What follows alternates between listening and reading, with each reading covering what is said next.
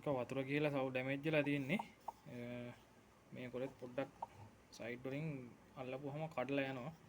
මේක උඩ print එකත් මේ ඩැමේජ් වෙලා තියෙන්නේ.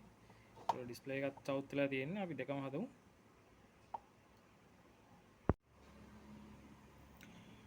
හරි ඩිස්ප්ලේ එක රිපෙයාර් එක නම් ඉවරයි. අපි ඊටු ටිකත් මේ කරමු. උඩ print එකත් සවුත් වෙලා තිබ්බේ. ඒකත් හරි ගැස්සලා. බලමු ඊළඟට. අලුත් එකක් වගේම තියෙනවා.